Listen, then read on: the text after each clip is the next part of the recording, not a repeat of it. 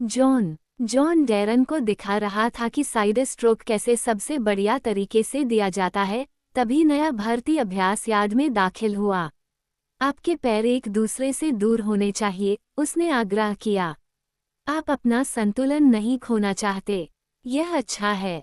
अब जब आप स्ट्रोक देते हैं तो घूमें, अपना पूरा वजन ब्लेड के पीछे रखें। डैरन ने बीच में ही रुककर अपना छज्जा उठाया। सात देवता, वो बुदबुदाया। क्या तुम इसे देखोगे, जॉन? जॉन मुड़ा। अपने हेलमेट की आंख की दरार से उसने शस्त्रागार के दरवाजे पर खड़े सबसे मोटे लड़के को देखा। उसे देखकर लग रहा था कि उसका वजन 20 टन रहा होगा।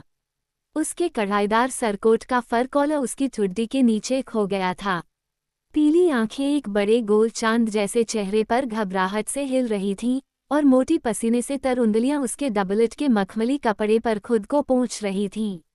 उन्होंने मुझे बताया कि मुझे यहाँ प्रशिक्षण के लिए आना था, उसने किसी खास से नहीं कहा। एक प्रभुतापूर्ण व्यक्ति, पिप ने जॉन से कहा। दक्षिणी क्षेत्र, हाइगॉर्डन के पास। पिप ने एक मम्मज मंडली के साथ 7 राज्यों की यात्रा की थी, और शेखी बघारी थी कि वो आपकी आवाज़ की ध्वनि से ही बता सकता है कि आप कौन हैं और कहाँ पैदा हुए हैं। मोटे लड़के के फर छंटे हुए सरकोट की छाती पर लाल रंग के धागे से एक चलता हुआ शिकारी बना हुआ था। जॉन ने प्रतीक चिन्ह को नहीं पहचाना। सर एलिसा थॉर्न ने अपने नए प्रभार को देखा और कहा, ऐसा लगता है कि उनके पास शिकारियों और चोरों की कमी हो गई है दक्षिण। अब वे हमें दीवार पर काम करने के लिए सुआ भेजते हैं। क्या फर और मखमल आपके कवच की धारणा है, मेरे भगवान हैम? जल्द ही पता चला कि नया भर्ती हुआ व्यक्ति अपने साथ अपना कवच लाया था। गद्देदार डबलेट, उबला हुआ चमड़ा, मेल और प्लेट और हेलमेट, यहाँ तक कि एक शानदार लकड़ी और चमड़े की ढाल भी जिस पर उसी तरह के शिकारी की छवि बनी हुई थी जो उसने अपने सरकोट पर पहना था। हालांकि चूंकि इनमें से कुछ भी काला नहीं था, इसलिए सर एलिसा ने जोर देकर कहा कि वह शस्त्रागार से खुद को फिर से सुसज्जित करे। इसमें आधी सुबह लग गई। उसकी परिधि के लिए डोनल नोए को एक मेल हाउबरक को अलग करना पड़ा और उसके किनारों पर चमड़े के पैनल लगाने पड़े। उसके सिर पर हेलमेट लगाने के लिए आर्मरा को छज्जा अलग करना पड़ा। उसके चमड़े के कवच उसके पैरों और बाहों के नीचे इतने कसकर बंधे थे कि वो मुश्किल से हिल सकता था। युद्ध के लिए तैयार, नया लड़का एक पका हुआ सॉसेज जैसा दिख रहा था जो अपनी त्वचा को फाड़ने वाला था। हमें उम्मीद है कि तुम दिखने में जितने अयोग्य हो, उतने नहीं हो, सर एलिसा ने कहा। हेल्डर, देखो सर पिंगी क्या कर सकता है। जॉन स्नो ने मुंह सिकोड़ा। हल्दर का जन्म खदान में हुआ था और उसने पत्थर काटने का काम सीखा था। वह 16 साल का था, लंबा और मांसल, और उसके वार इतने जोरदार थे जितने जॉन ने कभी महसूस किए थे। ये किसी वेश्या की गांड से भी बदसूरत होगा, पाइप ने बड़बड़ाया, और ऐसा ही हुआ। लड़ाई 1 मिनट से भी कम समय तक चली और फिर मोटा लड़का जमीन पर गिर पड़ा। उसका पूरा शरीर कांप रहा था और उसके टूटे हुए हेलमेट और उसकी मोटी उंगलियों के बीच से खून बह रहा था। मैं हार मानता हूँ, वह चिल्लाया। अब और नहीं, मैं हार मानता हूँ, मुझे मत मारो। रास्ट और कुछ दूसरे लड़के हंस रहे थे। फिर भी सर एलिसा ने अंत नहीं कहा। अपने पैरों पर खड़े हो जाओ, सर पिंगी, उसने पुकारा। अपनी तलवार उठाओ। जब लड़का जमीन से चिपका रहा, तो थोर्न ने हल्दर को इशारा किया। अपनी तलवार के सपाट भाग से उसे तब तक मारो जब तक वह अपने पैरों पर खड़ा न हो जाए। हल्दर ने अपने दुश्मन के उभरे हुए गालों पर एक तमाचा मारा। तुम उससे ज्यादा जोर से मार सकते हो, थोर्न ने ताना मारा। हल्दर ने दोनों हाथों से अपनी लंबी तलवार पकड़ी और उसे इतनी जोर से मारा कि चपटी सतह पर भी चमड़ा फट गया। नया लड़का दर्द से चीख उठा। जॉन स्नो ने एक कदम आगे बढ़ाया। पाइप ने अपना मेल वाला हाथ उसकी बांह पर रखा। जॉन, नहीं, छोटे लड़के ने सर एलिसा थॉर्न की ओर चिंता भरी नजर से फुसफुसाते हुए कहा। अपने पैरों पर खड़े हो जाओ, थॉर्न ने दोहराया। मोटा लड़का उठने के लिए संघर्ष करता रहा, फिसला और फिर से भारी होकर गिर पड़ा। सर पिग्गी को ये बात समझ में आने लगी है, सर एलिसा ने कहा। फिर से हल्दर ने एक और वार करने के लिए तलवार उठाई। हमारे एक हैम को काट दो, रास्ट ने हंसते हुए आग्रह किया। जॉन ने पाइप का हाथ झटक दिया। हेल्डर, बहुत हो गया। होल्डर ने सर एलिसा की ओर देखा। बास्टर्ड बोलता है और किसान काम पूछते हैं, मास्टर एट आर्म्स ने अपनी तीखी, ठंडी आवाज में कहा। मैं तुम्हें याद दिलाता हूँ कि मैं यहाँ मास्टर एट आर्म्स हूँ, लॉर्ड स्नो। उसकी तरफ देखो, हल्दर, जॉन ने आग्रह किया और थोर्न को जितना हो सके अनदेखा किया। गिरे हुए दुश्मन को पीटने में कोई सम्मान नहीं है। उसने हार मान ली। वह मोटे लड़के के पास घुटनों के बल बैठ गया। हल्दर ने अपनी तलवार नीचे कर ली। उसने हार मान ली, उसने दोहराया। सर एलिसा की गोमेद जैसी आंखें जॉन स्नो पर टिकी हुई थीं। ऐसा लगता है कि हमारा बास्टर्ड प्यार में है, उसने कहा जब जॉन ने मोटे लड़के को अपने पैरों पर खड़ा होने में मदद की। मुझे अपना स्टील दिखाओ, लॉर्ड स्नो। जॉन ने अपनी लंबी तलवार निकाली। वो सर एलिसा को केवल एक सीमा तक ही चुनौती दे सकता था और उसे डर था कि अब वो उससे बहुत आगे निकल चुका है। थोर्न मुस्कुराया। बास्टर्ड अपनी प्रेमिका का बचाव करना चाहता है, इसलिए हम इसका अभ्यास करेंगे। रैट पिंपल, हमारे स्टोन हेड की मदद करो। रास्ट और एल्बेट हल्दर से मिलने के लिए आगे बढ़े। लेडी पिंगी को चीखने के लिए तुम तीनों ही काफी हो। तुम्हें बस बास्टर्ड से आगे निकल जाना है। मेरे पीछे रहो, जॉन ने मोटे लड़के से कहा। सर एलिसा ने अक्सर उसके खिलाफ 2 दुश्मन भेजे थे, लेकिन कभी 3 नहीं। वह जानता था कि आज रात वह चोटिल और खून से लथपथ होकर सोएगा। उसने खुद को हमले के लिए तैयार कर लिया। अचानक पिप उसके पास आ गया। 3 से 2 बेहतर खेल बनेंगे, छोटे लड़के ने प्रसन्नतापूर्वक कहा।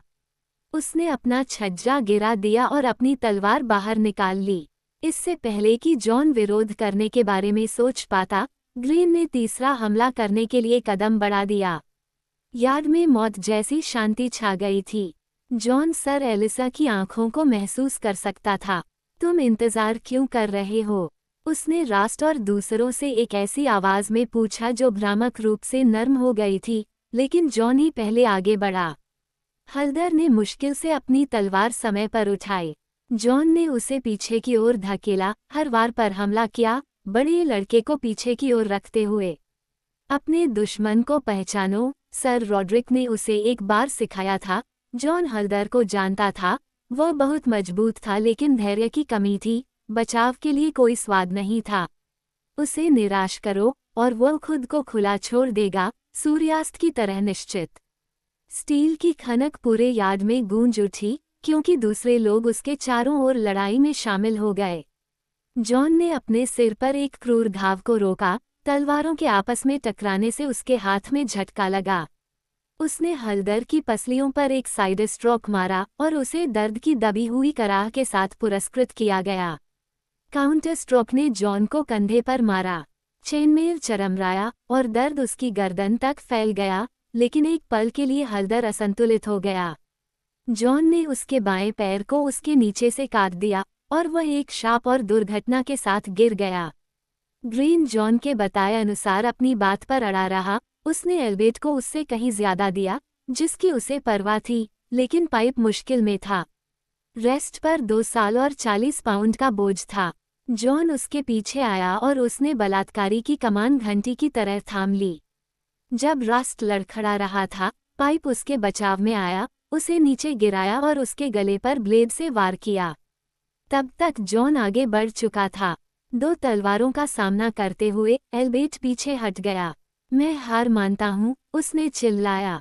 सर एलिसा थॉर्न ने घृणा से दृश्य का निरीक्षण किया। आज के लिए मम्मर का तमाशा बहुत लंबा हो चुका है। वह चला गया। सत्र समाप्त हो गया था। डेरन ने हल्दर को खड़ा होने में मदद की।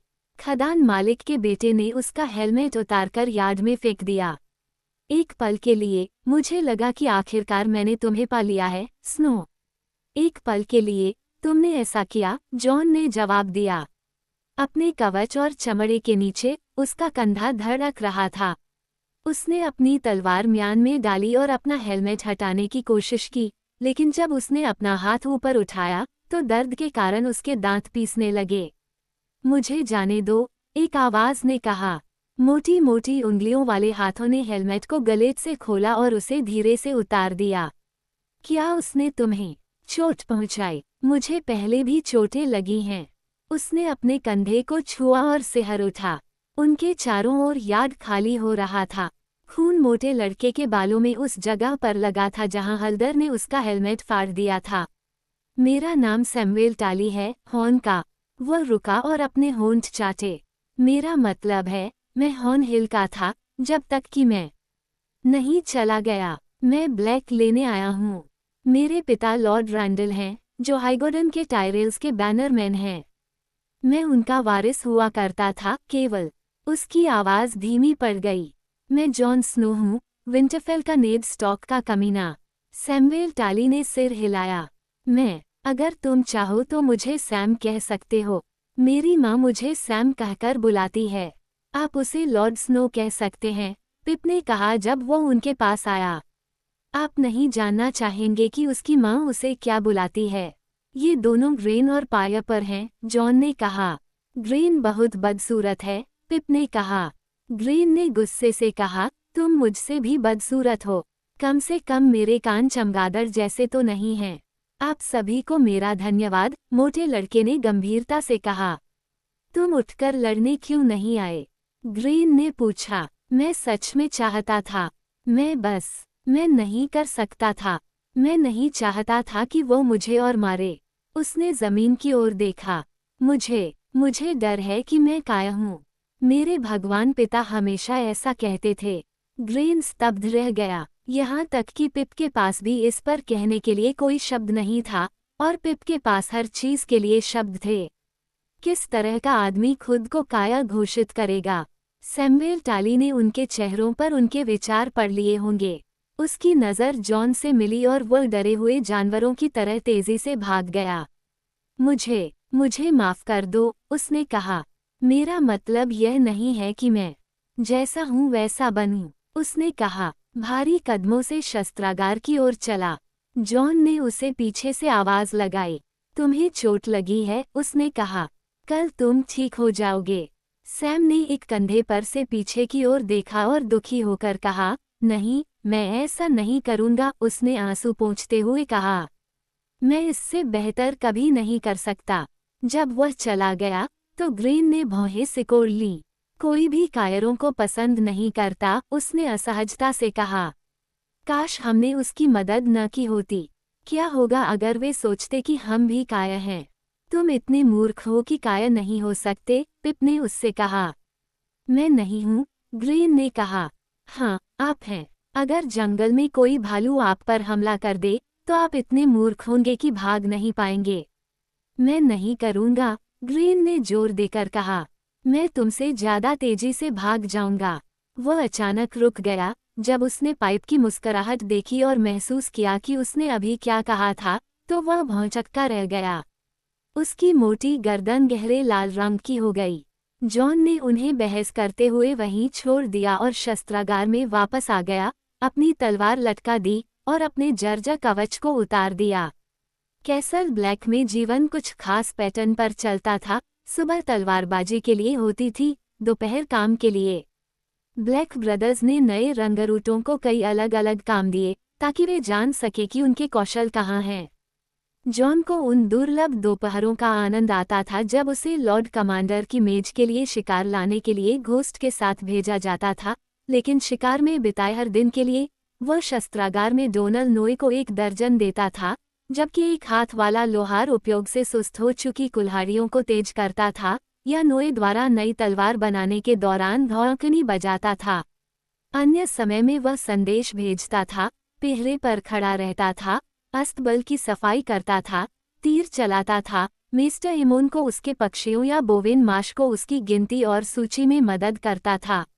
उस दोपहर वॉच कमांडर ने उसे 4 बैरल ताजे कुचले हुए पत्थरों के साथ चरखी पिंजरे में भेजा, ताकि दीवार के ऊपर बर्फीले फुटपाथों पर बजरी बिखेरी जा सके। यह एकांत और उबाऊ काम था, यहाँ तक कि घोस्ट के साथ भी, लेकिन जॉन ने पाया कि उसे कोई परेशानी नहीं है। एक साफ दिन में आप दीवार के ऊपर से आधी दुनिया देख सकते थे, और हवा हमेशा ठंडी और स्फूर्तिदायक होती थी। वो यहाँ सोच सकता था, और उसने खुद को सैमुएल टाली और अजीब तरह से टायरियन लैनिस्टर के बारे में सोचते हुए पाया। उसने सोचा कि टायरियन ने मोटे लड़के को क्या बनाया होगा। बॉने ने मुस्कुराते हुए उससे कहा था कि ज्यादातर लोग कठोर सच्चाई का सामना करने के बजाय उसे नकारना पसंद करते हैं। दुनिया उन कायरों से भरी हुई थी जो नायक होने का दिखावा करते थे। सैमुएल टाली की तरह कायरता को स्वीकार करने के लिए एक अजीब तरह की हिम्मत की जरूरत थी। उसके कंधे में दर्द के कारण काम धीरे धीरे चल रहा था। जॉन को रास्ते पर बजरी बिछाने का काम पूरा करने में देर हो चुकी थी। वह सूरज को डूबते हुए देखने के लिए ऊपर ही रुका रहा, जिससे पश्चिमी आसमान खून के रंग का हो गया। अंत में जब उत्तर में शाम ढलने लगी तो जॉन ने खाली बैरल को वापस पिंजरे में लपेट दिया और चरखी वालों को उसे नीचे उतारने का संकेत दिया। शाम का खाना लगभग खत्म हो चुका था जब तक वह और घोस्ट कॉमन हॉल में पहुंचे। काले भाइयों का एक समूह पासा खेल रहा था, आग के पास गर्म शराब पी रहा था। उसके दोस्त पश्चिमी दीवार के सबसे नजदीक बेंच पर बैठे थे और हंस रहे थे। पाइप एक कहानी सुना रहा था। बड़े कानों वाला मम्मर का लड़का 100 अलग अलग आवाज़ों वाला जनजात झूठा था, और वो अपनी कहानियां नहीं सुनाता था बल्कि उन्हें जीता था। ज़रूरत के हिसाब से सभी किरदार निभाता था, एक पल राजा और दूसरे पल सुअर चराने वाला। जब वह शराबा खाने की लड़की या कुंवारी राजकुमारी में बदल जाता था तो वो ऊंची झूठी आवाज़ का इस्तेमाल करता था, जिससे वे सभी असहाय हंसी के आंसू बहाने लगते थे, और उसके हिजड़े हमेशा सर एलिसा के भयावह रूप से सटीक कैरिकेचर होते थे। जॉन को पाइप की हरकतों से उतना ही मज़ा आता था जितना किसी और को। फिर भी उस रात वो मुड़ गया और बेंच के अंत में चला गया, जहां सैमुएल टाली अकेला बैठा था, जितना वह दूसरों से दूर हो सकता था। वह रसोइयों द्वारा रात के खाने के लिए परोसी गई पोर्क पाई का आखिरी हिस्सा खा रहा था, तभी जॉन उसके सामने बैठ गया। घोस्ट को देखकर मोटे लड़के की आंखें चौड़ी हो गईं। क्या वह भेड़िया है? एक डायरवुल्फ, जॉन ने कहा। उसका नाम घोस्ट है। डायरवुल्फ मेरे पिता के घर का प्रतीक है। हमारा शिकारी कुत्ता तेजी से आगे बढ़ता है, सैमुएल टाली ने कहा। क्या तुम्हें शिकार करना पसंद है? मोटा लड़का कांप उठा। मुझे इससे नफरत है। ऐसा लग रहा था कि वह फिर से रोने वाला है। अब क्या हुआ? जॉन ने उससे पूछा। तुम हमेशा इतने डरे हुए क्यों रहते हो? सैम ने अपने पोर्क पाई के आखिरी टुकड़े को देखा और अपने सिर को कमजोर तरीके से हिलाया, इतना डर गया कि बात करने से भी डर गया। हॉल में हंसी की एक लहर दौड़ गई। जॉन ने पाइप को ऊंची आवाज में चीखते हुए सुना। वो खड़ा हो गया। चलो बाहर चलते हैं। गोल मोटा चेहरा उसे संदेह से देखता रहा। क्यों? हम बाहर क्या करेंगे? बात करो, जॉन ने कहा। क्या तुमने दीवार देखी है? मैं मोटा हूँ, अंधा नहीं, सैमुएल टाली ने कहा। बेशक मैंने इसे देखा, ये 700 फीट ऊंचा है। फिर भी वह खड़ा हो गया, अपने कंधों पर एक फर लाइन वाला लबादा लपेटा और कॉमन हॉल से जॉन का पीछा किया, अभी भी सतर्क, जैसे कि उसे संदेह हो कि रात में कोई क्रूर चाल उसका इंतजार कर रही थी। घोस्ट उनके साथ साथ चलता रहा। मैंने कभी नहीं सोचा था कि यह ऐसा होगा, सैम ने चलते हुए कहा, उसका ठंडी हवा में भाप बनकर उड़ते शब्द। वह पहले से ही हौंफ रहा था और सांस रोके रखने की कोशिश कर रहा था। सभी इमारतें गिर रही हैं और यह बहुत ही भयानक है। ठंड। महल के ऊपर कड़ाके की ठंड पड़ रही थी और जॉन अपने जूतों के नीचे भूरे रंग की घास की नरम चरमराहट सुन सकता था। सैम ने दुखी होकर सिर हिलाया। मुझे ठंड से नफरत है, उसने कहा। कल रात में अंधेरे में जाग गया और आग बुझ गई थी और मुझे यकीन था कि मैं सुबह तक ठंड से मर जाऊंगा। आप जहां से आते हैं वहां गर्मी अधिक होती होगी। मैंने पिछले महीने तक कभी बर्फ नहीं देखी थी। मैं और मेरे पिता ने मुझे उत्तर की ओर देखने के लिए जो आदमी भेजे थे, हम बेरोलैंड को पार कर रहे थे और यह सफ़ेद चीज़ गिरने लगी, हल्की बारिश की तरह। पहले तो मुझे लगा कि यह बहुत सुंदर है, जैसे आसमान से पंख गिर रहे हों, लेकिन ये लगातार गिरती रही जब तक कि मैं हड्डियों तक जम नहीं गई। लोगों की दाढ़ी में बर्फ की परतें थीं और उनके कंधों पर और भी ज्यादा, और फिर भी यह गिरती रही। मुझे डर था कि यह कभी खत्म नहीं होगी। जॉन मुस्कुराया। दीवार उनके सामने उभरी, जो आधे चांद की रोशनी में फीकी सी चमक रही थी। ऊपर आसमान में तारे साफ और तीखे जल रहे थे। क्या वे मुझे वहां ऊपर जाने के लिए मजबूर करेंगे? सैम ने पूछा। लकड़ी की बड़ी सीढ़ियों को देखते हुए उसका चेहरा पुराने दूध की तरह जम गया। अगर मुझे उस पर चढ़ना पड़ा तो मैं मर जाऊंगा। वहां एक चरखी है, जॉन ने इशारा करते हुए कहा। वे आपको एक झटके में ऊपर खींच सकते हैं। पिंजरा, सैमुएल टाली ने नाक सिकोड़ते हुए कहा, मुझे ऊंची जगहें पसंद नहीं हैं। ये बहुत ज्यादा था। जॉन ने अविश्वास से भौहें सिकोड़ी। क्या तुम हर चीज से डरते हो? उसने पूछा। मैं समझ नहीं पा रहा हूँ। अगर तुम सच में इतने डरपोक हो, तो तुम यहाँ क्यों हो? एक कायर नाइट वॉच में क्यों शामिल होना चाहेगा? सैमुएल टाली ने उसे बहुत देर तक देखा और उसका गोल चेहरा अपने आप ही सिकुड़ गया। वह बर्फ से ढकी जमीन पर बैठ गया और रोने लगा, बहुत जोर से घुटन भरी सिसकियां लेने लगा जिससे उसका पूरा शरीर कांप उठा। जॉन स्नो सिर्फ खड़ा होकर देख सकता था। बैरोलैंड्स पर बर्फबारी की तरह ऐसा लग रहा था कि आंसू कभी खत्म नहीं होंगे। ये घोस्ट ही था जो जानता था कि क्या करना है। छाया की तरह चुपचाप पीला डायरवुल्फ करीब आया और सैमुएल के गर्म आंसू चाटने लगा टाली के चेहरे पर। मोटा लड़का चौंक कर चिल्लाया और किसी तरह एक ही धड़कन में उसकी सिसकियां हंसी में बदल गईं। जॉन स्नो ने उसके साथ हंसी। उसके बाद वे जमी हुई जमीन पर बैठ गए, अपने लबादों में लिपटे हुए। उनके बीच घोस्ट था। जॉन ने कहानी सुनाई कि कैसे उसने और रॉब ने गर्मियों के अंत में बर्फ में नवजात पिल्लों को पाया था। अब यह 1000 साल पहले की बात लगती है। कुछ ही समय में उसने खुद को विंटरफेल के बारे में बात करते हुए पाया। कभी कभी मैं इसके बारे में सपने देखता हूँ, उसने कहा। मैं इस लंबे खाली हॉल से नीचे जा रहा हूँ। मेरी आवाज़ हर जगह गूंजती है, लेकिन कोई जवाब नहीं देता, इसलिए मैं तेजी से चलता हूँ, दरवाजे खोलता हूँ, नाम पुकारता हूँ। मुझे ये भी नहीं पता कि मैं किसे ढूंढ रहा हूँ।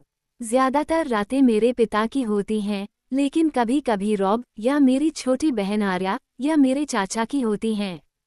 बेंचेन स्टॉक के बारे में सोचकर उसे दुख होता है, उसके चाचा अभी भी लापता थे। ओल्ड बियर ने उसकी तलाश में रेंजर्स भेजे थे। सर जेरेमी राइकर ने 2 स्वीप का नेतृत्व किया था और कोरिन हाफहैंड शैडो टॉवर से आगे बढ़ गया था, लेकिन उन्हें पेड़ों में कुछ आग के निशानों के अलावा कुछ नहीं मिला था जो उसके चाचा ने उसके रास्ते को चिन्हित करने के लिए छोड़े थे। उत्तर पश्चिम में पथरीले ऊंचे इलाकों में निशान अचानक बंद हो गए और बेन स्टॉक का सारा निशान गायब हो गया। क्या आपको कभी सपने में कोई मिलता है? सैम ने पूछा। जॉन ने अपना सिर हिलाया। कोई नहीं, महल हमेशा खाली रहता है। उसने कभी किसी को सपने के बारे में नहीं बताया था और उसे समझ में नहीं आ रहा था कि वह सैम को अब क्यों बता रहा है, फिर भी किसी तरह उसे इसके बारे में बात करना अच्छा लगा। यहाँ तक कि कौवे भी घोंसले से चले गए हैं और अस्तबल हड्डियों से भरे हुए हैं। यह मुझे हमेशा डराता है।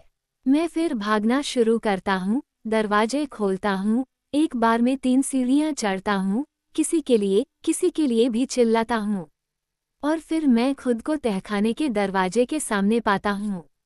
अंदर अंधेरा है और मैं सीढ़ियों को नीचे की ओर जाते हुए देख सकता हूँ। किसी तरह मुझे पता है कि मुझे वहां जाना है, लेकिन मैं नहीं जाना चाहता। मुझे डर है कि मेरे लिए क्या इंतजार कर रहा होगा। सर्दियों के पुराने राजा वहां नीचे हैं, अपने सिंहासन पर बैठे हैं, उनके पैरों के पास पत्थर के भेड़िए हैं और उनकी गोद में लोहे की तलवारें हैं, लेकिन मैं उनसे नहीं डरता।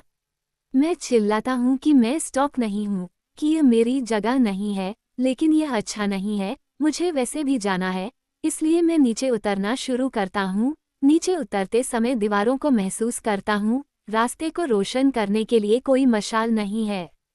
अंधेरा और गहरा होता जाता है, जब तक कि मैं चिल्लाना नहीं चाहता। वह रुक गया, भौहें सिकोड़ते हुए, शर्मिंदा। तभी मैं हमेशा जागते रहो। उसकी त्वचा ठंडी और नम थी, वह अपने सेल के अंधेरे में कांप रहा था। घोस्ट उसके बगल में उछल पड़ता, उसकी गर्मी भोर की तरह सुकून देने वाली थी। वो अपना चेहरा डायरवुल्फ के झबरा सफेद फर में दबाए हुए वापस सो जाता। क्या तुम हॉर्न हिल का सपना देखते हो? जॉन ने पूछा। नहीं। सैम का मुंह सख्त और सख्त हो गया। मुझे वहां से नफरत है। उसने घोस्ट के कान के पीछे खरोंचा और जॉन ने चुप्पी को सांस लेने दिया। काफी देर बाद सैमुएल टाली ने बात करना शुरू किया और जॉन स्नो ने चुपचाप सुना, और उसे पता चला कि यह कैसे हुआ कि एक आत्मकबूल काया खुद को दीवार पर पाया। टाली परिवार सम्मान में पुराना था, मेस टायरेल, हाइगोडन के लॉर्ड और दक्षिण के वार्डन के बैनरमैन। लॉर्ड रैंडल टाली के सबसे बड़े बेटे सैमुएल का जन्म समृद्ध भूमि, एक मजबूत किले और हॉट्सबेन नामक एक प्रसिद्ध 2 हाथ वाली महान तलवार के उत्तराधिकारी के रूप में हुआ था, जो वेलेरियन स्टील से बनी थी और लगभग 500 वर्षों तक पिता से बेटे को हस्तांतरित होती रही। सैमुएल के जन्म पर उसके स्वामी पिता को जो भी गर्व महसूस हुआ होगा, वह गायब हो गया क्योंकि लड़का मोटा, कोमल और अजीब हो गया था। सैम को संगीत सुनना और अपने खुद के गाने बनाना, मुलायम मखमली कपड़े पहनना, रसोइयों के साथ महल की रसोई में खेलना, नींबू केक और ब्लूबेरी टार्ट्स को सूंघते हुए समृद्ध सुगंध में डूबना पसंद था। उसके जुनून में किताबें, बिल्ली के बच्चे और नृत्य शामिल थे। भले ही वह अनाड़ी था, लेकिन वह खून देखकर बीमार हो जाता था और एक मुर्गे को भी कटते देखकर रोता था। हॉर्नहिल में 1 दर्जन मास्टर एट आर्म्स आए और सैमुएल को उसके पिता द्वारा वांछित शूरवीर बनाने की कोशिश की। लड़के को शाप दिया गया, बेत से मारा गया, थप्पड़ मारे गए और भूखा रखा गया। एक आदमी ने उसे और अधिक वीर बनाने के लिए अपने चेनमेल में सोने को कहा। दूसरे ने उसे उसकी मां के कपड़े पहनाए और उसे बहादुरी के लिए शर्मिंदा करने के लिए बेली में घुमाया। वह केवल मोटा और अधिक भयभीत होता गया, जब तक कि लॉर्ड रैंडल की निराशा क्रोध और फिर घृणा में नहीं बदल गई। एक बार सैम ने अपनी आवाज में फुसफुसाहट भरते हुए कहा, 2 आदमी महल में आए, सफेद त्वचा और नीले होंठ वाले कर्त से आए जादूगर। उन्होंने एक बेलौरोच का वध किया और मुझे गर्म खून में नहलाया, लेकिन इससे मैं उतना बहादुर नहीं बन पाया जितना उन्होंने वादा किया था। मैं बीमार हो गया और मुझे उल्टी आने लगी। पिताजी ने उन्हें कोड़े लगवाए। आखिरकार इतने सालों में 3 लड़कियों के बाद लेडी टाली ने अपने लॉर्ड पति को दूसरा बेटा दिया। उस दिन से लॉर्ड रैंडल ने सैम को अनदेखा कर दिया, अपना सारा समय छोटे लड़के को समर्पित कर दिया, जो एक उग्र, मजबूत बच्चा था जो उसे ज्यादा पसंद था। सैमुएल ने अपने संगीत और अपनी किताबों के साथ कई सालों तक मधुर शांति का अनुभव किया था। अपने 15वें नाम दिवस की सुबह तक, जब वह अपने घोड़े को काठी लगाए और तैयार पाया तो उसे जगाया गया। 3 हथियारबंद लोगों ने उसे हॉर्नहिल के पास एक जंगल में पहुंचाया, जहां उसके पिता एक हिरन की खाल उतार रहे थे। अब तुम लगभग एक वयस्क व्यक्ति हो गए हो और मेरे उत्तराधिकारी हो, लॉर्ड रैंडल टाली ने अपने सबसे बड़े बेटे से कहा था। जब वह बोल रहा था तो उसका लंबा चाकू शव को नंगा कर रहा था। तुमने मुझे तुम्हें अस्वीकार करने का कोई कारण नहीं दिया है, लेकिन नहीं, मैं तुम्हें उस भूमि और शीर्षक को विरासत में लेने की अनुमति दूंगा जो डिकॉन का होना चाहिए।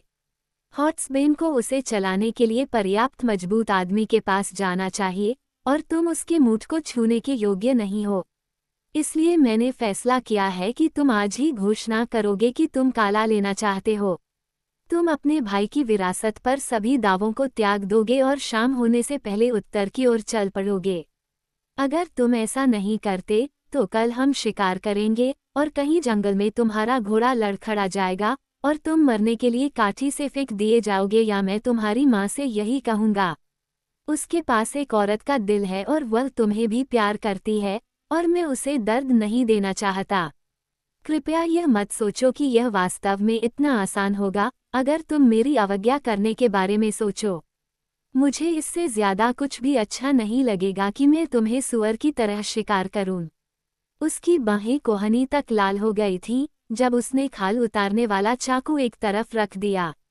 तो अब तुम्हारा विकल्प है, नाइट वॉच। उसने हिरन के अंदर हाथ डाला, उसका दिल निकाला और उसे अपनी मुट्ठी में पकड़ लिया, लाल और टपकता हुआ, या ये।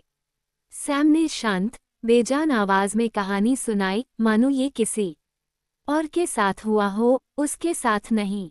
और अजीब बात यह है कि जॉन ने सोचा, वह रोया नहीं, एक बार भी नहीं। जब उसने कहानी खत्म की तो वे साथ बैठे और कुछ देर तक हवा की आवाज़ सुनी। पूरी दुनिया में कोई और आवाज़ नहीं थी। अंततः जॉन ने कहा, हमें कॉमन हॉल में वापस जाना चाहिए। क्यों? सैम ने पूछा। जॉन ने कंधे उचका दिए। पीने के लिए गरम साइडर है, या अगर आप चाहें तो मल्ड वाइन। कुछ रातों में डैरन हमारे लिए गाता है, अगर उसका मूड हो। वह गायक था, गायक से पहले। ठीक है, सच में नहीं, लेकिन लगभग एक प्रशिक्षु। वो यहाँ कैसे आया? सैम ने पूछा। गोल्डन ग्रोव के लॉर्ड रोवन ने उसे अपनी बेटी के साथ बिस्तर पर पाया। लड़की 2 साल बड़ी थी, और डैरन ने कसम खाई कि उसने उसे अपनी खिड़की से बाहर निकालने में मदद की, लेकिन अपने पिता की नज़र में उसने इसे बलात्कार का नाम दिया, इसलिए वह यहाँ है। जब मास्टर एमोन ने उसे गाते हुए सुना, तो उसने कहा कि उसकी आवाज़ गरज के ऊपर शहद की तरह थी। जॉन मुस्कुराया। टॉड कभी कभी गाता भी है, अगर आप इसे गायन कहते हैं। अपने पिता के वाइनसिंथ में सीखे गए गाने पीना। पाइप का कहना है कि उसकी आवाज़ एक फॉट के ऊपर डाला गया पेशाब है। वे एक साथ हंसे। मैं उन दोनों की बातें सुनना चाहता हूँ, सैम ने स्वीकार किया, लेकिन वे मुझे वहाँ नहीं देखना चाहेंगे। उसका चेहरा परेशान था। वो कल फिर से मुझसे लड़ने वाला है न? वो है, जॉन को मजबूर होकर कहना पड़ा। सैम असहजता से अपने पैरों पर खड़ा हुआ। मुझे सोने की कोशिश करनी चाहिए, उसने अपने लबादे में दुबककर कदम बढ़ाया। जब जॉन वापस लौटा तो बाकी लोग कॉमन रूम में ही थे, सिर्फ घोस्ट के अलावा। तुम कहाँ थे? पाइप ने पूछा। उन्होंने कहा, सैम से बात कर रहा हूँ। वो सच में काया है, ग्रीन ने कहा। रात के खाने के समय, जब उसे पाई मिली, तब भी बेंच पर जगह थी, लेकिन वो हमारे साथ बैठने से बहुत डर रहा था। हम के भगवान को लगता है कि वो हम जैसों के साथ खाने के लिए बहुत अच्छे हैं, जेरेन ने सुझाव दिया। मैंने उसे पोर्क पाई खाते देखा, टॉड ने मुस्कुराते हुए कहा। क्या तुम्हें लगता है कि वह भाई था? वह भौंकने जैसी आवाजें निकालने लगा। बंद करो इसे, जॉन ने गुस्से से कहा। दूसरे लड़के चुप हो गए, उसके अचानक गुस्से से चौंक गए। मेरी बात सुनो, जॉन ने शांत स्वर में कहा, और उसने उन्हें बताया कि यह कैसे होने वाला था। पाइप ने उसका समर्थन किया, जैसा कि वह जानता था कि वो करेगा, लेकिन जब हल्दर बोला तो यह एक सुखद आश्चर्य था। ग्रीन पहले तो चिंतित था, लेकिन जॉन को पता था कि उसे क्या कहना है। एक एक करके बाकी लोग लाइन में आ गए। जॉन ने कुछ लोगों को मनाया, कुछ को बहलाया, दूसरों को शर्मिंदा किया। जहां धमकियां जरूरी थीं, वहां धमकियां दी गईं। अंत में वे सभी सहमत हो गए, रास्ट को छोड़कर सभी। तुम लड़कियां जो चाहो करो, रास्ट ने कहा, लेकिन अगर थोर्न मुझे लेडी पिंगी के खिलाफ भेजता है, तो मैं बेकन के टुकड़े से खुद को काट लूंगा। वह जॉन के चेहरे पर हंसा और उन्हें वहीं छोड़ दिया। घंटों बाद, जब महल सो रहा था, उनमें से 3 ने उसके सेल पर कॉल किया। ग्रीन ने उसकी बाहें पकड़ रखी थीं, जबकि पाइप उसके पैरों पर बैठा था। जॉन को रास्ट की तेज सांसें सुनाई दे रही थीं, जबकि घोस्ट उसकी छाती पर कूद पड़ा था। डायरवुल्फ की आंखें अंगारों की तरह लाल हो गई थीं, जबकि उसके दांतों ने लड़के के गले की कोमल त्वचा को हल्के से काटा, बस इतना कि खून निकल आए। याद रखना, हम जानते हैं कि तुम कहाँ सोते हो, जॉन ने धीरे से कहा। अगली सुबह जॉन ने रास्ट को एल्बेट और टॉड को ये बताते हुए सुना कि कैसे दाढ़ी बनाते समय उसका रेजर फिसल गया था। उस दिन के बाद से, न तो रास्ट और न ही कोई अन्य सैमुएल टाली को चोट पहुंचाएगा। जब सर एलिसा उनके खिलाफ उनका मुकाबला करता, तो वे अपनी जगह पर खड़े हो जाते और उसके धीमे, अनाड़ी प्रहारों को किनारे कर देते। अगर मास्टर एट आर्म्स हमला करने के लिए चिल्लाता, तो वे नाचते हुए आते और सैम के ब्रेस्टप्लेट या हेलमेट या पैर पर हल्के से थपथपाते। सर एलिसा ने गुस्से में आकर उन्हें धमकाया और उन सभी को काया और औरतें और इससे भी बदतर कहा, फिर भी सैम को कोई चोट नहीं आई। कुछ रातों बाद, जॉन के आग्रह पर, वह शाम के भोजन के लिए उनके साथ शामिल हो गया, और हल्दर के बगल में बेंच पर बैठ गया। उन्हें उनकी बातचीत में शामिल होने की हिम्मत मिलने में एक और पखवाड़ा लग गया, लेकिन समय के साथ वह पाइप के चेहरों पर हंसने लगा और ग्रेन को उनके सबसे अच्छे रूप में चिढ़ाने लगा। वह मोटा, अजीब और डरा हुआ लग सकता था, लेकिन सैमुएल टाली मूर्ख नहीं था। एक रात वह जॉन से उसके सेल में मिलने गया। मुझे नहीं पता कि तुमने क्या किया, उसने कहा, लेकिन मुझे पता है कि तुमने ये किया है। उसने शर्म से दूसरी ओर देखा। मेरा पहले कभी कोई दोस्त नहीं रहा। हम दोस्त नहीं हैं, जॉन ने कहा। उसने सैम के चौड़े कंधे पर हाथ रखा। हम भाई हैं। और ऐसा ही था। सैम के जाने के बाद उसने खुद से सोचा। रॉब और ब्रान और रिकन उसके पिता के बेटे थे, और वो उनसे अब भी प्यार करता था, फिर भी जॉन जानता था कि वो कभी भी उनमें से एक नहीं था। कैटलिन स्टॉक ने इस बात का ध्यान रखा था। विंटरफेल की ग्रे दीवारें शायद अब भी उसके सपनों को सताती हों, लेकिन कैसल ब्लैक अब उसकी जिंदगी थी, और उसके भाई सैम और ग्रेन और हल्दर और पाइप थे और अन्य लोग जो नाइट वॉच की काली पोशाक पहने हुए थे। मेरे चाचा ने सच कहा, उसने घोस्ट से फुसफुसाते हुए कहा। उसे आश्चर्य हुआ कि क्या वह कभी बेंजेन स्टॉक को फिर से देख पाएगा, ताकि उसे बता सके।